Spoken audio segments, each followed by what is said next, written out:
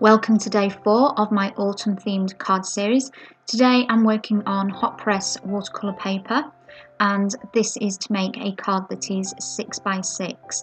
Here I'm showing a masking set. This is by Clarity, and I've selected the circle image from that set, and now I'm using a piece of Ranger cut and dry foam along with some Adirondack ink in butterscotch to sponge around the top of this piece of paper. Now I'm adding some distress ink in fossilised amber. This colour is actually very similar to the butterscotch. I thought it would provide some variety in the colour, but in the end you couldn't really tell which was the butterscotch and which was the fossilised amber. So if you have one of these inks, you probably don't need the other one. Now I'm working with another mask from the Clarity Landscape mask set, and I'm placing this onto the watercolour paper before sponging it with some of the butterscotch ink, followed by some distress ink in Festive Berries.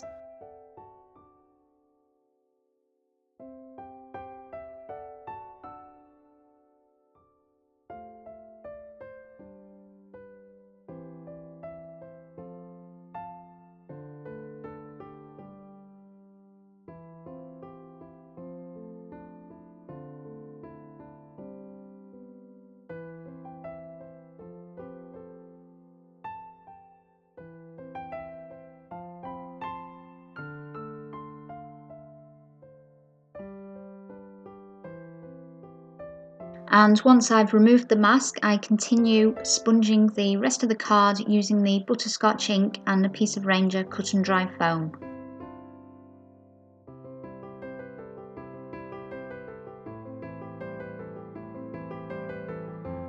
Next, I want to add some brown tones into what will be the ground of the card.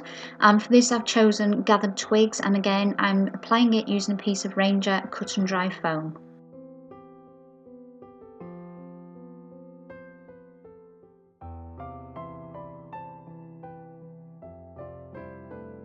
Here I'm taking the same Clarity mask and the same distress ink in gathered twigs, and I'm using this just to apply a little masking here and there at ground level to create some texture and variation.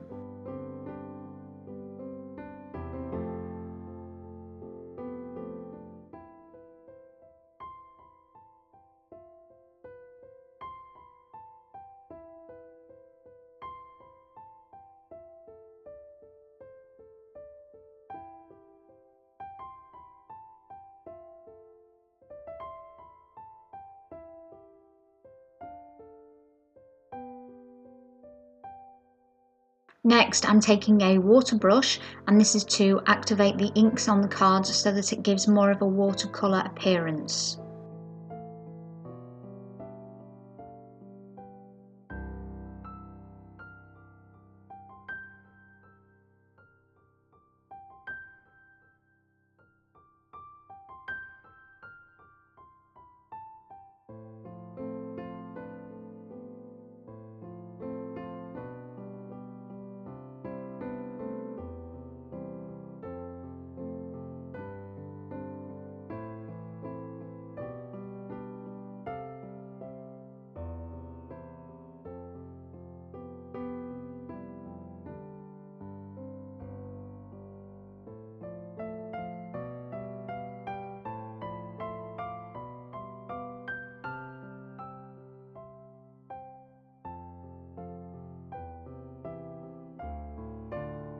Once the watercolour paper has dried, I'm ready to add some stamping to my card, and for this I've chosen to stamp in distress ink because it is water reactive. This colour is Vintage Photo, and the stamp I've chosen is by Elusive Images.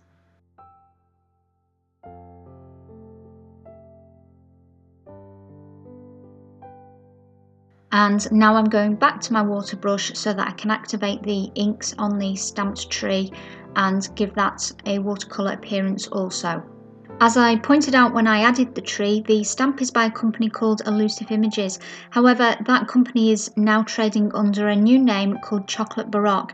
I'm not entirely sure if this particular stamp set is still being sold, but you might want to check there, and I will have details of that company and where to find them in the video description.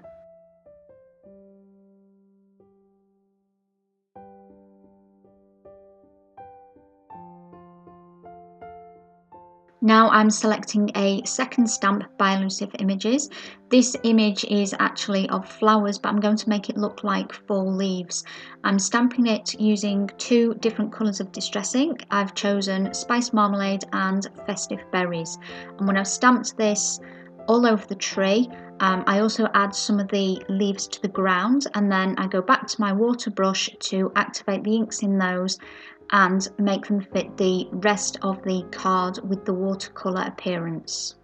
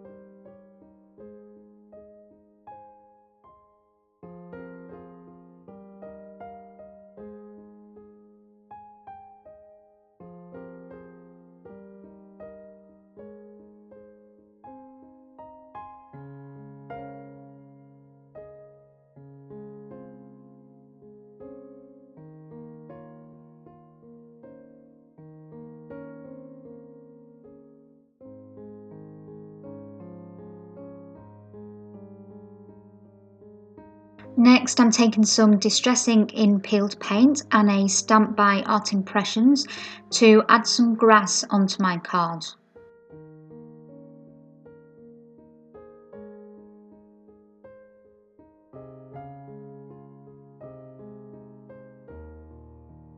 Now I've taken a second stamp by Art Impressions, and I'm using this along the side of the card in the bottom right hand corner, and I'm stamping it using the same distress inks that I used for the tree, so that is the Spiced Marmalade and the Festive Berries.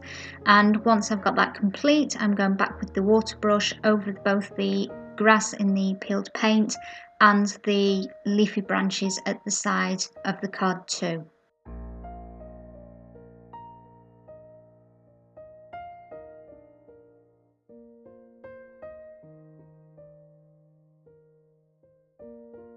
The next step is to remove the mask, which you can see me doing here, and then I'm going to use the Ranger Cut and Dry foam with some of the same inks that I used for the background, just to add a very small light layer of colour over the top of that and make it look a little more natural.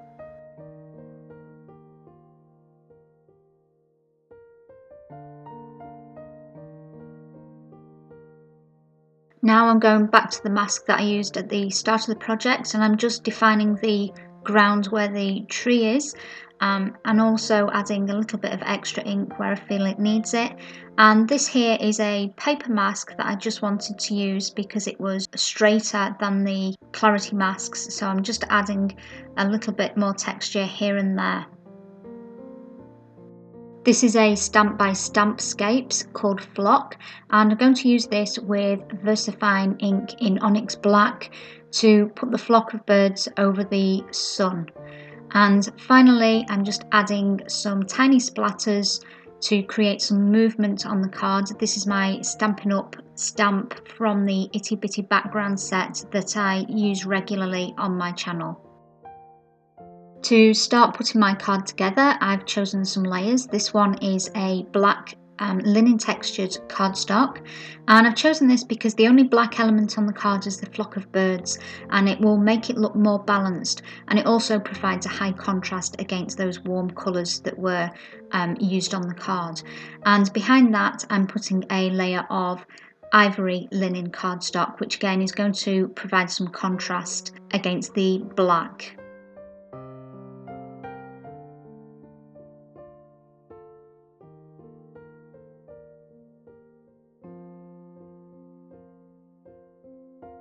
To create my insert for the card, I've chosen a die cut shape by Marianne Designs, and I'm sponging the edges here using the Ranger Cut and Dry foam, and the ink colour is the Butterscotch.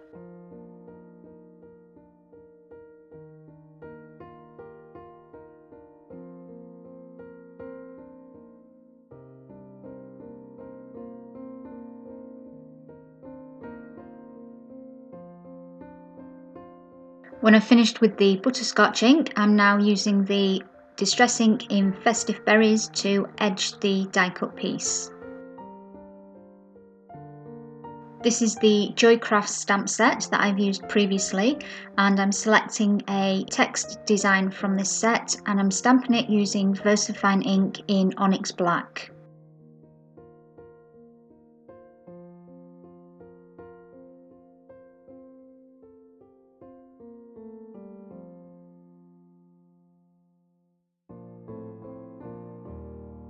To make the design on the insert match the design on the front, I'm going back to the Art Impressions Leafy Branch stamp and adding this in opposite corners using distress inks in Spice Marmalade and Festive Berries.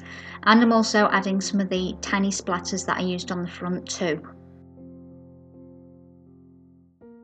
Off camera, I attached my card front to the base. The base is 325 GSM smooth white cardstock, and I'm now attaching my insert, and the insert and the front of the card have been attached using Sellotape brand double-sided tape.